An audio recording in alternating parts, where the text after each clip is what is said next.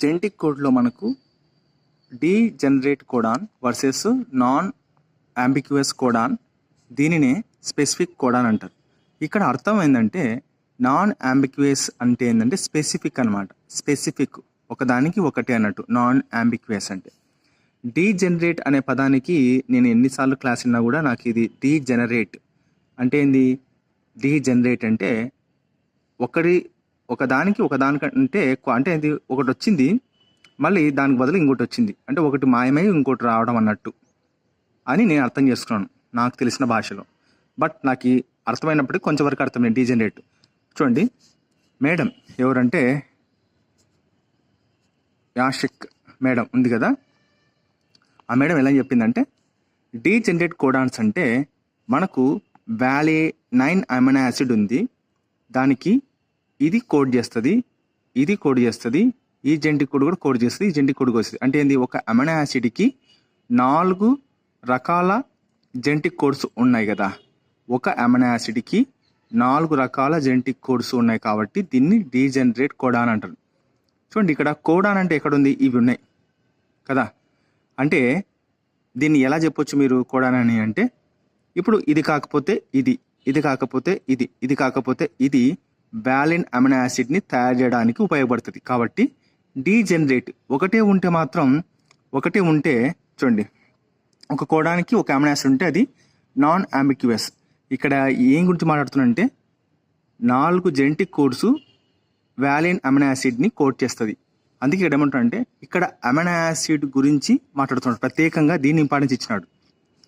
ఇక్కడ amino acid గురించి మాట్లాడుతున్నాడు, రైట్. దానిని డీజనరేట్ కోడాన్స్ అంటారు. నాన్ అంబిక్యువస్ లేకపోతే స్పెసిఫిక్ కోడాన్స్. నాన్ అంబిక్యువస్ అంటే అర్థం స్పెసిఫిక్ అని అర్థం, నాన్ అంబిక్యువస్ అంటే స్పెసిఫిక్ అని అర్థం కదా. ఒక కోడాన్ అనేది కోడ్ ఫర్ 1 అమైనో యాసిడ్. చూడండి, జియు అనేది 1 అమైనో యాసిడ్ని తయారు చేస్తుంది, జియుసి అనేది అదే అమైనో యాసిడ్ని. అంటే ఒక కోడాన్. చూడండి, ఇది మామూలుగా ఇక్కడ డీజనరేట్కి మీరు కన్ఫ్యూజ్ కావద్దు. ఇక్కడ అమైనో యాసిడ్ తరఫున మాట్లాడుతున్నాడు. ఒక అమైనో యాసిడ్కి 4 రకాల జెనెటిక్ కోడ్స్ దాన్ని గుర్తిస్తున్నాయి, తయారు చేస్తున్నాయి అంటే అది ఏమంటారు అంటే డీజనరేట్ కోడాన్స్ అంటారు. ఇక్కడ అమైనో యాసిడ్ గురించి మాట్లాడుతున్నాడు, బట్ ఇక్కడ కోడాన్ గురించి మాట్లాడుతున్నాడు. ఇక్కడ ఏంది, కోడాన్ గురించి. ఒక కోడానికి ఒక అమైనో యాసిడే. చూడండి, ఇది ఒక కోడాన్ అమైనో యాసిడ్, ఇది ఇంకో కోడాన్, ఇది ఇంకో అమైనో యాసిడ్ని. అంటే కోడానికి ఒక అమైనో యాసిడే కదా, ప్రత్యేకంగా దీనికి వేరే ఉంది, దీనికి వేరే ఉంది. అమైనో యాసిడ్ ఒకటైనప్పటికీ కూడా ఇన్ని రకాల కోడాన్స్, 4 రకాల కోడాన్స్ దీన్ని గుర్తిస్తే దాన్ని డీజనరేట్ కోడాన్స్ అంటారు. కానీ ఒక రకమైన కోడానికి ఒక అమైనో యాసిడ్, ఇంకో రకమైన కోడానికి ఇంకొక రకమైన అమైనో యాసిడ్, అట్లా స్పెసిఫిక్గా ఉన్నాయి కదా. సో దాన్ని ఏమంటారంటే నాన్ అంబిక్యువస్, స్పెసిఫిక్. అంబిక్యువస్ అంటే ఏంది, నాన్ స్పెసిఫిక్. నాన్ అంబిక్యువస్ అంటే స్పెసిఫిక్. చూడండి, ఇంగ్లీష్ వొకాబులరీ ఎంత కన్ఫ్యూజన్ ఉంటుందో. ఇక ఈ టాపిక్లో మనకు డీజనరేట్ కోడాన్స్ కానివి కూడా 2 ఉన్నాయి. చూడండి, ఏయుజి, యుజిజి, ఈ 2 కూడా నాన్ డీజనరేట్ కోడాన్స్. ఇవి మీథేనైన్ అండ్ ఇదేదో ఉంది థైరిన్ అనుకుంటా, THY అనుకుంటా, థైరిన్. ఈ 2 కూడా నాన్ డీజనరేట్ కోడాన్స్, రైట్. అది ఒక కోడానికి ఒక అమైనో యాసిడ్, ఒక కోడానికి ఒక అమైనో యాసిడ్. చూడండి, కోడాను సేమ్ రావట్లే, వేరే వేరే కోడాలు ఉన్నాయి కాబట్టి ఇక్కడ ఈ కోడానికి ఈ అమైనో యాసిడ్, ఇది ఒక రకమైన కోడానికి ఈ అమైనో యాసిడ్. మీరు దీన్ని ఆలోచించకూడదు, దీన్ని ఆలోచించాలి. అందుకే ఇక్కడ అంటున్నాడు, ఇక్కడ కోడాన్ గురించి సైంటిస్ట్ మాట్లాడుతున్నారు కాబట్టి కోడాన్.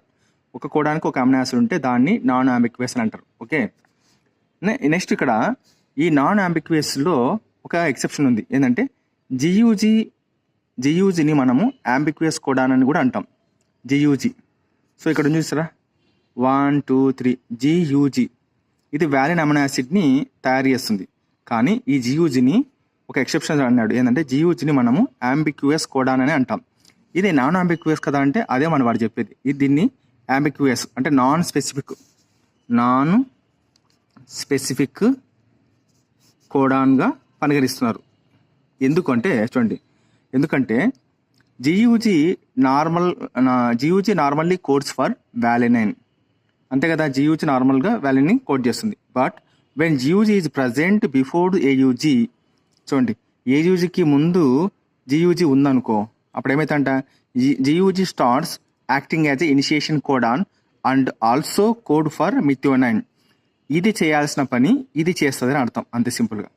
ఏయూజీ ఏం చేస్తుంది, ఇనిషియేషన్ కోడాన్గా యాక్ట్ చేస్తుంది, మరియు ఇదే మిథియోనైన్ని కోడ్ చేస్తుంది. కానీ ఏయూజీ కంటే ముందు జియూజ్ అనేది ఉందనుకో, ఏం చేస్తాడంట, ఈ జియూజ్ అనేది ఏం చేస్తా, జియూజే ఇది చేయాల్సిన పని ఇది చేస్తుంది అనమాట. ఏది జియూజీ అంటే నన్ను అడిగితే ఇది దీనికి మెంటల్ ఎక్కిందని అర్థం, కోడాన్ ప్రకారంగా మెంటల్ ఎక్కిందని అంటారు అట్లా. అందుకే జియూజీ స్టార్ట్స్ యాక్టింగ్ ఇనిషియేషన్ కోడాన్. ఇంకోటి ఏంటంటే ఇది మిథియోనైన్ కూడా తయారు చేస్తుంది, కోడ్ చేస్తుంది అనమాట అది. అందుకే దీన్ని ఏమంటున్నారంటే, యాక్చువల్గా నాన్ అంబిక్వియస్ అంటే ఏంటి అర్థం, ఒక కోడాన్కు ఒక అమినో యాసిడ్ కదా. కానీ ఇక్కడ జియూజ్ అనేది వాలిని చేస్తుంది, తర్వాత జియూజ్ అనేది ఇక్కడ ఏం చేస్తుంది, మిథియోనైన్ అనే అమినో యాసిడ్ కూడా కోడ్ చేస్తుంది. అప్పుడేమవుతుంది నాన్ అంబిక్వియస్ అనే ప్రాపర్టీని కోల్పోయి అది అంబిక్వియస్గా యాక్ట్ చేస్తున్నట్టే కదా లెక్క, ఏది జియూజీ. అందుకే జియూజ్ అనేది ఎక్సెప్షన్, నాన్ అంబిక్వియస్ కాదు. జియూజ్ అనేది మనం అంబిక్వియస్ కోడాన్ అని అంటామని చెప్తున్నాం అనమాట. ఇక్కడ మీ అందరికి తెలుసు స్టాప్ కోడాన్స్ అంటే ఈ 3. ఏయూజ్ అనేది మిథియోనైన్. అమినో యాసిడ్స్ 20 ఉంటాయి, మనకు 20 అమినో యాసిడ్లకు 61 కోడాన్స్ అనేటివి పనిచేస్తాయి. చూడండి 20 అమినో యాసిడ్స్కు మనకు 64 కోడాన్స్ ఉంటాయి. ఈ 64 కోడాన్స్లో 61 కోడాన్స్ అనేవి 20 అమినో యాసిడ్కి పనిచేస్తాయి. మిగతా 3 అనేది నాన్ కోడింగ్ అనమాట, అంటే ఇది స్టాప్ కోడాన్. ఇవే స్టాప్ కోడాన్స్, యూఏఏ, యూఏజీ, యూజీఏ. చెప్పే కదా మనకు డీజనరేట్ కోడాన్స్లో నాన్ డీజనరేట్ కోడాన్స్ ఈ 2 వర్తిస్తాయి, ఏయూజీ, యూజీజీ. సో ఇక్కడ ఏంది, కోడాన్ అనేది నియర్లీ యూనివర్సల్ అని పదం ఉపయోగించిన టెక్స్ట్ బుక్లో. ఎందుకంటే చూపిస్తాను, యూనివర్సల్ అని ఉపయోగించవచ్చు కదా, అంటే ఒక ఎక్సెప్షన్ ఉందన్నమాట. చూడండి ఇక్కడ నేను ఆల్రెడీ రికార్డ్ చేసిన, ఇంతకుముందు వీడియోలు రికార్డ్ చేసినాను. యూనివర్సల్ అని చెప్పుకోకుండా టెక్స్ట్ బుక్లో నియర్లీ యూనివర్సల్ అన్నాడు, అంటే అన్ని దానికి యూనివర్సల్ కోడాన్ కాదు. ఎందుకంటే ఎక్సెప్షన్ ఏంటంటే ఇన్ మైటోకాండ్రియల్ కోడాన్స్లో మరియు ఇన్ సమ్ ప్రోటోజోమన్స్లో ఎక్సెప్షన్స్ అనేవి ఉన్నాయి అనమాట. అంటే ఏయూజీ అనేది initiation codon for all, but కొన్ని దానిలో కాదు, ఇలాంటి మైటోకాండ్రియల్ కోడాన్స్ కానీ సమ్ ప్రోటోజోమన్స్ కాదు. కాబట్టి యూనివర్సల్ కాదు, నియర్లీ యూనివర్సల్ అని చెప్పి ఉపయోగించిన టెక్స్ట్ బుక్లో. ఇక్కడ ఒక పాయింట్ ఉంచండి, టీఆర్ఎన్ఏను మనము టెక్స్ట్ బుక్ చదువుతాప్పుడు అడాప్టర్ ఆర్ఎన్ఏ అంటారు. అడాప్టర్ అంటే ఏంది, మనం సెల్ ఛార్జింగ్ పెడతాం చూసావా, ఆ అడాప్టర్. ఓకే, ఎందుకంటే ఛార్జ్ అవుతుంది కాబట్టి. సో టీఆర్ఎన్ఏను అడాప్టర్ ఆర్ఎన్ఏ అంటారు. తర్వాత సొల్యూట్ ఆర్ఎన్ఏ అని కూడా అంటారు అన్నమాట, సొల్యూట్ ఆర్ఎన్ఏ కూడా అంటారు. ఓకే, సో ఆర్ఎన్ఏలలో ఎంఆర్ఎన్ఏ అంటే మెసెంజర్ ఆర్ఎన్ఏగా ఎక్కువగా పనిచేస్తుంది అంటున్నారు. ఆర్ఎన్ఏలు ఎన్ని ఉన్నాయి మనకు, టీఆర్ఎన్ఏ అనేది ఒకటి వస్తుంది, ఆర్ఎన్ఏ అనేది ఒకటి వస్తుంది, తర్వాత ఎంఆర్ఎన్ఏ అనేది 3 రకాలు వస్తాయి. కానీ ఆర్ఎన్ఏ ఎక్కువ కూడా మెసెంజర్ ఆర్ఎన్ఏగా ఎక్కువ పనిచేస్తాయని చెప్తున్నాడు. సో టెక్స్ట్ బుక్లో కూడా మనకు ఫ్రాంకిల్ అనే పదం ఉపయోగించినాడు. ఫ్రాంక్, ఇది ఇంకా చూడలేదు నేను. యాంకర్ అనే పదం కూడా ఉపయోగించినాడు, ఇది కూడా నాకు అర్థం కాలేదు క్లాసులు విన్నా కూడా. చూడండి, హెచ్ఎన్ఆర్ఎన్ఏ is non function to produce the proteins అన్నాడు. ఎందుకు హెచ్ఆర్ఎన్ఏ అనేది ప్రోటీన్స్ను ఉత్పత్తి చేయడానికి పని చెయ్యదు, నాన్ ఫంక్షన్. ఎందుకంటే దాంట్లో ఇంట్రాన్స్ ఉంటాయి కాబట్టి. సో ఇంట్రాన్స్ తీసేస్తే ఎక్స్ట్రాన్స్ మిగులుతాయి, అప్పుడు సరిపోతుంది. రైట్, హెచ్ఎన్ఆర్ఎన్ఏను హెట్రోజీనస్ అని ఎందుకు అంటారు అంటే 2 డిఫరెంట్ సిగ్మెంట్స్ ఉన్నందువలన. ఎగ్జాంపుల్ ఎక్సాన్స్, ఇంట్రాన్స్ అనే డిఎన్ఏ సిగ్మెంట్స్ ఉన్నందువలన. దాని లోపల డిఎన్ఏ సిగ్మెంట్ అంటే ఏంది, స్మాల్ జీన్ అని అర్థం. మనం ఇంతకుముందు చెప్పేసిన విధల్లా. ఓకే, ఇవన్నీ నేను లాస్ట్ రికార్డ్ చేస్తున్నాను నోట్స్లో. రైట్, ఇంతకుముందు నేను డౌట్లు పెట్టింటి మనకు. ఓకే, నేను ఇంతకుముందు ఒక డౌట్ చెప్పింటి మనకు. క్యాపింగ్, ఇక్కడ చూడండి 3 ఉన్నాయి, క్యాపింగ్, టైలింగ్, స్ప్లైసింగ్. దీంట్లో సీక్వెన్స్ అడిగితే ఏది ముందు వస్తుంది అంటే, చూడండి ఎప్పుడైతే మనకు బయటికి ఇది హెచ్ఎన్ఆర్ఎన్ఏ బయటకు వస్తుందో, ఈ న్యూక్లియస్లో ఉండే న్యూక్లియస్ ఎంజైమ్ అనేది, ఓకే, న్యూక్లియస్ అనే ఎంజైమ్ అనేది ఈ హెచ్ఎన్ఆర్ఎన్ఏ అనేది బయటకు వచ్చిన తర్వాత తినుకోకుండా దీనిని నార్మల్ న్యూక్లియోటైడ్ నుంచి అన్యూజువల్, అంటే అది అన్యూజువల్ న్యూక్లియోటైడ్గా మారుస్తుంది. దాన్నే మిథియోనైన్, గైనిన్, ఫాస్ఫేట్. దేని ద్వారా అంటే ఈ మిథియోనైన్, గైనిన్ ట్రైఫాస్ఫేట్ ఇది వచ్చి అతుక్కుంటుంది. ఇదంతా మీకు స్టోరీ చెప్పేసినాను. కానీ నాకు వచ్చిన డౌట్ ఏంటంటే ఫస్ట్ క్లాపింగా టైలింగా సీక్వెన్స్ ఏంటంటే ఫస్ట్ గుర్తుపెట్టుకోండి, ఇది బయటికి వచ్చిన తర్వాతనే వెంటనే క్యాపింగ్ జరుగుతుంది.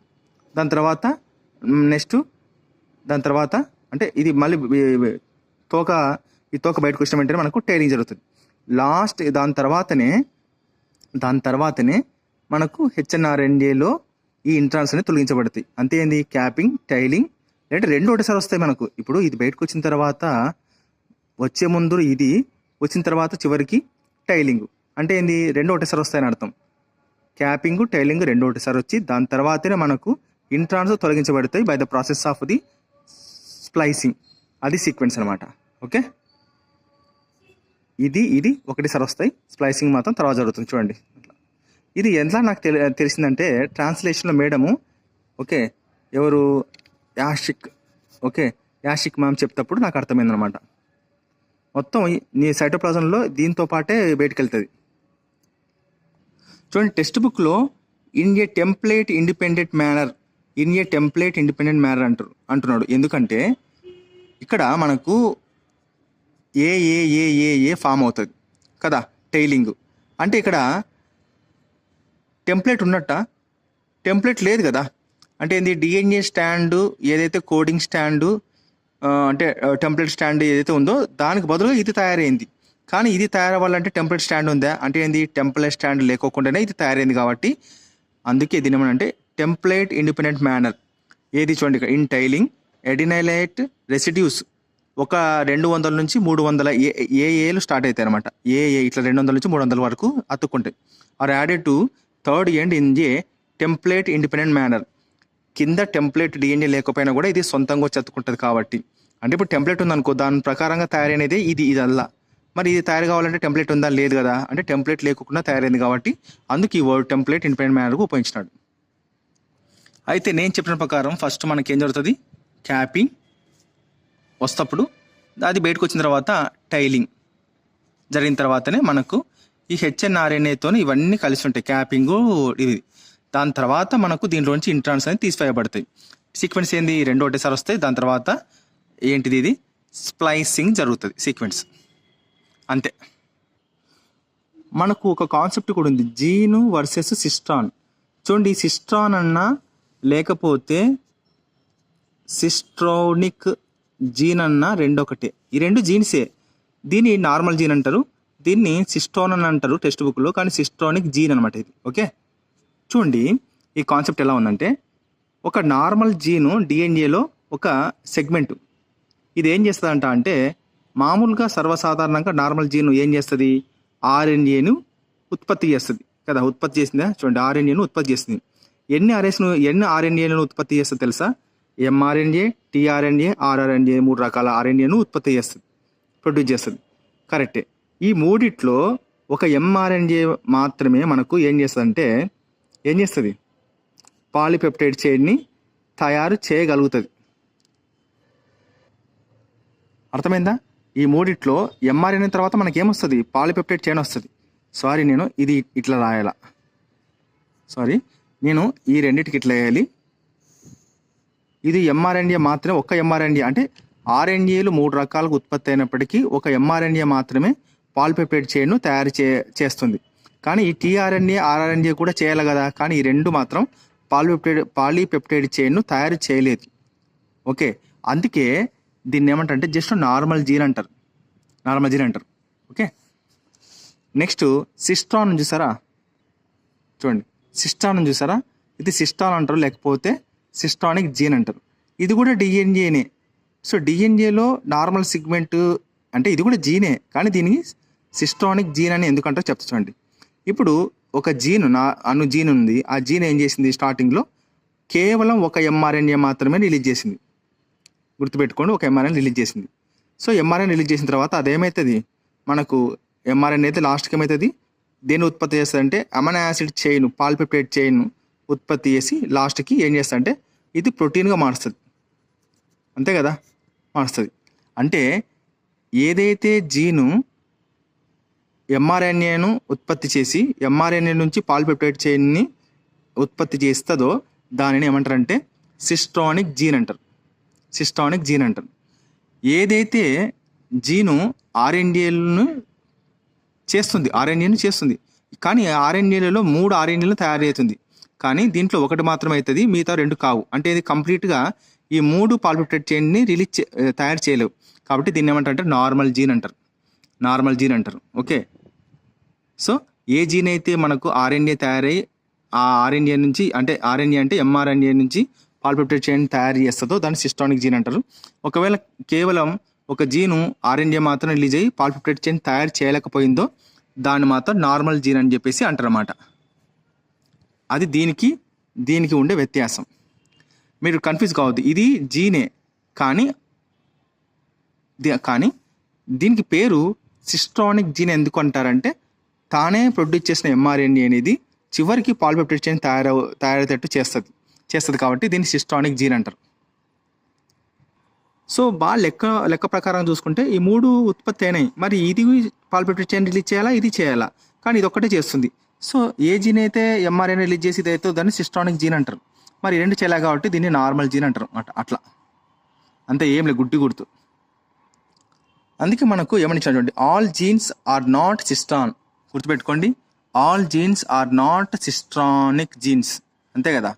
All genes are not cistronic genes, లేకుంటే ఆల్ సిస్టాన్ కూడా అనొచ్చు. బట్ ఆల్ సిస్టాన్స్, చూడండి, ఆల్ సిస్టాన్స్ ఎంఆర్ఎన్ఏ కదా, ఆల్ సిస్టాన్స్ ఆర్ జీన్స్ అంటే ఏంది, all cistronic genes are genes, అంతే కదా అది. సో సిస్టానిక్ జీన్ అని కూడా పిలవచ్చు అనమాట.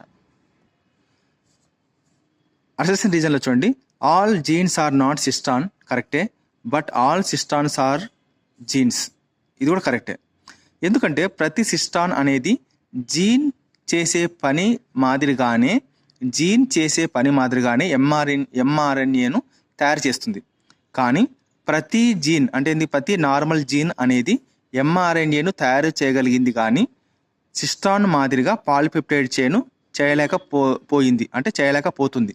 కనుక all genes are not cistrons but all cistrons are genes అని చెప్పొచ్చు. ఒక నార్మల్ జీన్, ఒక సాధారణమైన జీన్ నుంచి ఆర్ఎన్ఏ అనేది ఉత్పత్తి అయ్యి ఆ ఉత్పత్తి అయిన ఆర్ఎన్ఏ అనేది పాలిపెప్టైడ్ చైన్ను ప్రొడ్యూస్ చేయలేకపోతే దానిని నార్మల్ జీన్ అని అంటారు. సో దీంట్లో ఒక ట్విస్ట్ ఉంది, ఏంటంటే ఆర్ఎన్ఏ అని అన్నాడు కదా, ఇక్కడ ఆర్ఎన్ఏ అంటే ఎన్ని రకాలు చూద్దాం. ఇక్కడ ఆర్ఎన్ఏ అంటే ఎంఆర్ఎన్ఏ అయినా కావచ్చు, టీఆర్ఎన్ఏ అయినా కావచ్చు, ఆర్ఆర్ఎన్ఏ అయినా కావచ్చు అనమాట. 3 రిలీజ్ చేస్తుంది.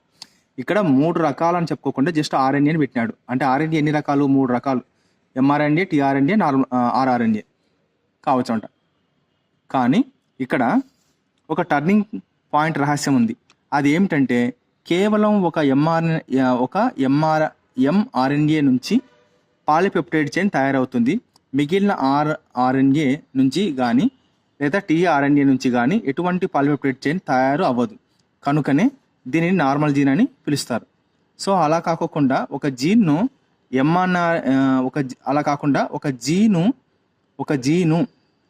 ఎంఆర్ఎన్ఏను తయారు చేసి ఆ ఎంఆర్ఎన్ఏ నుంచి పాలిపెప్టైడ్ చైన్ ఉత్పత్తి చేయగలిగితే దానిని సిస్టానిక్ జీన్ అని అంటారు. అందుకే ఆల్ జీన్స్ ఆర్ సిస్టాన్స్ అంటే కరెక్టా, తప్పు. ఆల్ జీన్స్ ఆర్ సిస్టాన్స్ అంటే కరెక్టా, తప్పు. ఇది all cistrons are genes, all cistronic genes are genes అని పెట్టు, ఇది రైట్ అనమాట. చూడండి, spliceosomes are not found in cells అంటే తెలుసు మనకు, ఇది అన్ని యుకారిటిక్ కాబట్టి దీంట్లో ఉండదు, ప్రొకారియోటిక్స్లోనే ఇది జరగదు. So bacteria answer. నేను ఇందాక చెప్పిన చూసారా మనకు ఇండిపెండెంట్ టెంప్లేట్ మేనర్ ఎందుకు ఉంది అనేది, ఇట్లా అనమాట. ఈడ అది మీకు చూస్తే అర్థమైపోతుంది, ఎక్స్ప్లెయిన్ చేయాల్సిన అవసరం లేదు. ఇది చూడండి Bittu, name the enzyme that facilitate the opening of double helix during the transcription. ఇక్కడ ట్విస్ట్ ఉంది, డ్యూరింగ్ ట్రాన్స్క్రిప్షన్ అన్నాడు కానీ రెప్లికేషన్ 4కు సమయంలో కాదు అని చెప్పలేదు. ఓకే, ఇక్కడ ట్రాన్స్క్రిప్షన్ సమయంలో, రెప్లికేషన్ 4కు సమయంలో అయితే మనకు హెలికేజ్ అని ఆన్సర్ వచ్చేది. కానీ ట్రాన్స్క్రిప్షన్లో జరిగేటప్పుడు మనకు ఓపెనింగ్ ఆఫ్ డిఎన్ఏ చేసేది ఎవరు, ఆర్ఎన్ఏ పాలిమరేజే. కాబట్టి ఇది మాత్రమే ట్రాన్స్క్రిప్షన్ టైంలో పనిచేస్తుంది. హెలికేజు రెప్లికేషన్ 4లో కట్ చేస్తుంది. ఇంకోటి ఉంది, ఏదంటే టోపో ఐసోమెరేజ్ ఉంది. అది ఏం చేస్తుందంటే సూపర్ కాయిలింగ్గా ఉన్న డిఎన్ఏను నార్మల్గా అన్వైండింగ్ చేస్తారన్నమాట. సూపర్ కాయిలింగ్ ఉంటుంది అట్లా. సో కన్ఫ్యూజ్ అవుతుంది చూడండి. ట్రాన్స్క్రిప్షన్ టైంలో ఇది ఒక్కటి మాత్రం పనిచేస్తుంది, రెప్లికేషన్ ఫోర్క్ టైంలో ఇది పనిచేస్తుంది. చూడండి ఇక్కడ ఒక లింక్ ఉంది. మోనోసిస్ట్రానిక్ అనేది మనకు యూకారియోటిక్స్లో కనబడుతుంది, పాలిసిస్ట్రానిక్ అనేది ప్రోకారియోటిక్స్లో కనబడుతుంది. ఈ కాన్సెప్ట్ అనేది మనకు లాక్ ఆపరాన్ కాన్సెప్ట్లో లింక్ అవుతుంది. ఎందుకంటే చెప్తా చూడండి. ఓకే, ప్రోకారియోటిక్స్ ఉన్నాయి కదా, ప్రోకారియోటిక్స్లో మనకు లాక్ ఆపరాన్లో ఏముంటాయి, 3 స్ట్రక్చరల్ జీన్స్ ఉంటాయి. దీన్ని ఏమంటారు తెలుసా, మనం పాలిసిస్ట్రానిక్ అని అంటాం. ఎందుకు అంటామంటే ఇది చూడండి ప్రోకారియోటిక్స్లో అని చెప్పేది లాక్ ఆపరాన్లో. ఓకే, పాలిసిస్ట్రానిక్ ఎందుకంటే ఈ పాలిసిస్ట్రానిక్ అనేది ఇదంతా ఒక పెద్ద డిఎన్ఏలో ఒక భాగమే ఈ లాక్ ఆపరాన్ మనకు జరిగేది కదా. ఇప్పుడు డిఎన్ఏ ఒక భాగం అంటే ఏంది, ఇది ఇండైరెక్ట్గా ఏంది జీను. దీన్ని అందుకే ఏమంటారంటే ఇక్కడ ఏమంటారు, స్ట్రక్చరల్ జీన్స్ అంటారు. జీన్స్ నేను ఇంతకుముందే చెప్పాను, మనకు డిఎన్ఏ ఎంత పొడవున్నా కూడా ఒక జీన్లో ఆ జీన్ భాగంలో ఏదైనా పని జరుగుతుంటే ఆ జీన్కి సైంటిస్టులు ఏం పెట్టినారు, పని జరుగుతుంది కాబట్టి స్ట్రక్చరల్ జీన్. ఎందుకంటే కోడింగ్స్ కనపడతాయి, స్ట్రక్చర్గా కనపడతాయి, అక్కడ పని జరుగుతాయి కాబట్టి ఈ మూడింటిని స్ట్రక్చరల్ జీన్ అంటారు. ఇక్కడ ZYA ఉంటుంది, అది మీ అందరికి తెలుసు. కానీ కాన్సెప్ట్ ఏంటంటే పాలిసిస్ట్రానిక్ అని ఎందుకు ఉపయోగిస్తారంటే ఇక్కడ ప్రోకారియోటిక్స్లో ఒక పాలిసిస్ట్రానిక్ జీన్ అని ఎందుకు పేరు పడింది అంటే దీనికి, ఇక్కడ ఈ జీన్ అనేది ఏం చేస్తుందంటే ఒక mRNAను తయారు చేసి దీని నుంచి మనకు చూడండి ఎన్ని రకాల ఎంజైమ్స్, 3 రకాల ఎంజైమ్స్ రిలీజ్ చేస్తుంది. ఒకటి బీటా గ్యాలక్టేజ్ ఎంజైము, తర్వాత పర్మియేజ్ ఎంజైము, తర్వాత ఎసిటైల్. ఓకే, ఇది ఎసిటైల్ ఎంజైమ్, బీటా గ్యాలక్టేజ్, పర్మియేజ్ తర్వాత ఎసిటైల్ ఎంజైమ్ కదా, ఎసిటైల్ ఎంజైమ్. అంటే దీని అర్థమైంది, mRNA నుంచి మనకు పాలిపెప్టైడ్ చైన్, మళ్ళీ దీంట్లో నుంచి ఇంకో పాలిపెప్టైడ్ చైన్, ఇంకో దాని నుంచి పాలిపెప్టైడ్ చైన్.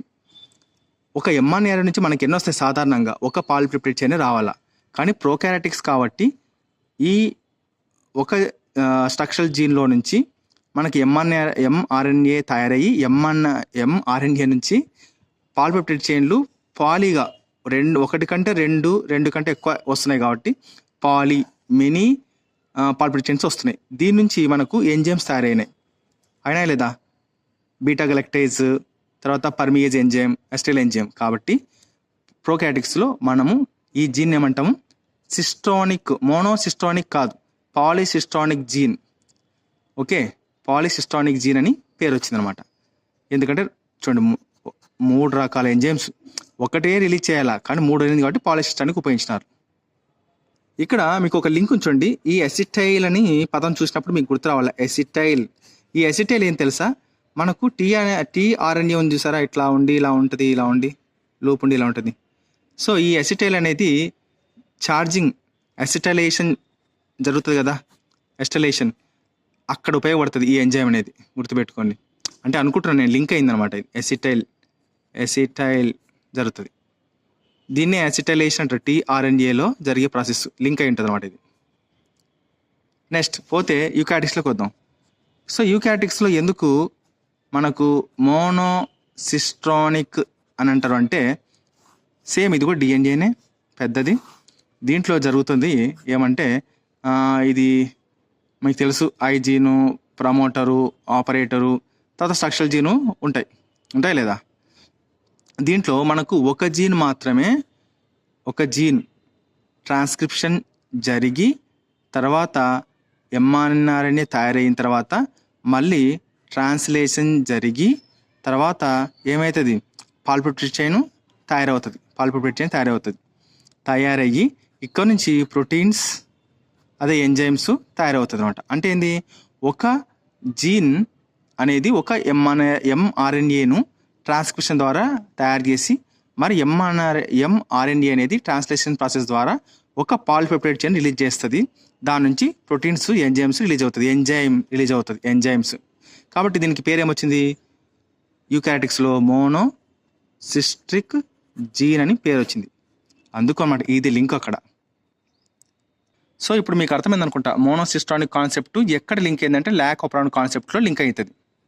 మీకు అర్థం కాకపోతే యాషిక్ మ్యామ్ వీడియో ఉంది 6లోనో 5లోనో ఉంది, అది 6th వీడియో 5th వీడియో చూడండి, దాంట్లో చూడండి బాగుంది.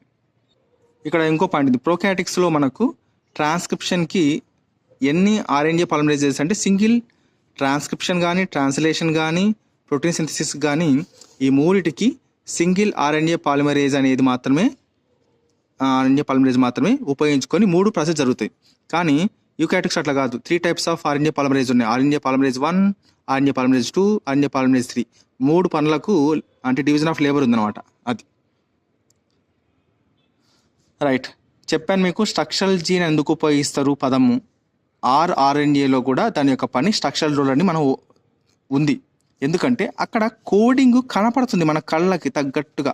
ఆడ పని జరిగే ప్లేస్ని ఏమంటారు, హైవే మీద పోయేటప్పుడు ఏంది ఇక్కడ అది వర్క్ ఈజ్ అండర్ ప్రోగ్రెస్ అని చెప్తారు లేదా, అట్టా ఈ పని జరిగేటప్పుడు ఏం చేస్తారంటే దానికి సైంటిస్టులు స్ట్రక్చరల్ జీన్ అని పేరు పెట్టినారు, అంతే ఏం లేదు. ఇది జీనే, దానికి ఒక పేరు పెట్టినారట స్ట్రక్చరల్ జీన్ అని. చూడండి లాస్ట్కి నేను మిగిలిపోయినది ఏంటంటే చూడండి స్మాల్ అమౌంట్ అని ఇది చూడండి. ఇది ఎక్కడంటే ల్యాక్ ఆపరాన్లో వస్తుంది, చెప్తాను. ల్యాక్ ఆపరాన్ కాన్సెప్ట్లో దట్టు ప్రోకారియోటిక్స్ కానీ యూకారియోటిక్స్ కానీ రెండు ఒకటే, కొంచెం వేరియేషన్ ఉంటుంది ఏమో మరి. రైట్. దీంట్లో ఒక పాయింట్ ఉంటుంది, ఏదంటే ఈకోలై బ్యాక్టీరియా అనేది లాక్టోజ్ మీడియంలో పెరుగుతున్నప్పుడు మనకు అదేమవుతుంది, ఆన్ అవుతుంది, స్విచ్ ఆన్ అవుతుంది. ఓకే, అప్పుడు ఏమవుతుంది, ఈ ప్రమోటర్ నుంచి ఆపరేటర్ నుంచి ఇలా పోయి స్ట్రక్చరల్ జీన్స్ని యాక్టివేట్ చేసి ఇక్కడ ఏమవుతుందంటే ఈ జీన్స్ ఎంఆర్ఎన్ఏ రిలీజ్ చేసి దీని నుంచి మనకు పాల్పిపేట్ చైన్ వచ్చి తర్వాత ప్రోటీన్స్ అయ్యి ఎంజైమ్స్గా ఫామ్ అవుతుంది. 3 రకాల ఎంజైమ్స్ తెలుసు. కానీ ఇక్కడ నేనేం చెప్పబోతున్నా అంటే ఈకోలై బ్యాక్టీరియా అనేది మనకు లాక్టోజ్ మీడియంలో ఉన్నప్పుడు ఆన్ అవుతుంది, కరెక్టే. మరి ఇది ఉన్నప్పుడే ఆన్ అవుతుందా? ఇది ఉన్నప్పుడే ఆన్ అవుతుంది. మరి ఇంక ఇది బతకాలంటే ఇంకా ఖచ్చితంగా లాక్టోజ్ మీడియం దొరుకుతుంది ప్రతిసారంటే దొరకదు కదా. అందుకే ఏమంటున్నానంటే మీడియంలో ఈకోలై బ్యాక్టీరియా అనేది ఉన్నా లేకపోయినా కూడా లాక్టోజ్ అనేది ఈకోలైలోకి కొంచెం పర్మబిలిటీ అయిపోతుంది అనమాట. ఎప్పుడు కూడా ఏదో స్మాల్ అమౌంట్ జరుగుతూనే ఉంటుంది. ఈ స్మాల్ అమౌంట్ జరగడం వల్ల మనకేమవుతుందంటే ఇక్కడ ఐజిన్, ప్రమోటర్, ఆపరేటర్, తర్వాత స్ట్రక్చరల్ జీన్స్ ఉన్నాయి కదా, ZYA ఉన్నాయి కదా, ఇది రిలీజ్ చేస్తుంది దాని రెప్రెసర్ ప్రోటీన్ కదా, ఇలా ఉంటుంది కదా, రెప్రెసర్ ప్రోటీన్ ఇలా ఉంటుంది కదా. ఇది పోయి దీన్ని ప్రతిసారిగా ఇదే పని అయితే ఈ ఈకోలైకు లాక్టోజు దొరకదు. అంటే ఇంకా కొన్ని రోజులకి లాక్టోజ్ అనేది ఈకోలై బ్యాక్టీరియా అనేది ఈ లాక్టోజ్ లేకుండా చనిపోతుంది. మరి దేవుడు సృష్టి ఎలా చేసినాడు, ఈ లాక్టోజ్ మీడియంలో ఉండకపోయినప్పటికి కూడా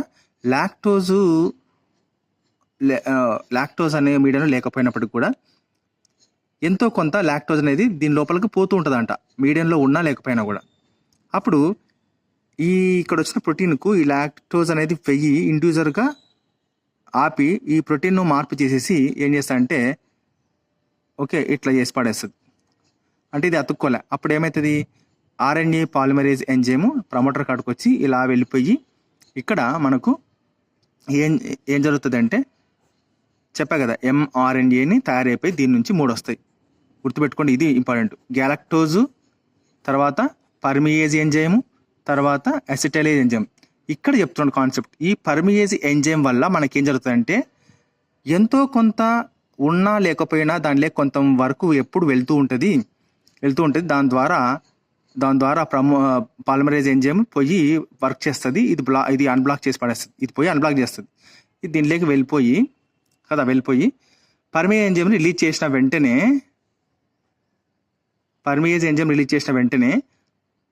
ఇది దీని యొక్క పని ఏం తెలుసా మీకు?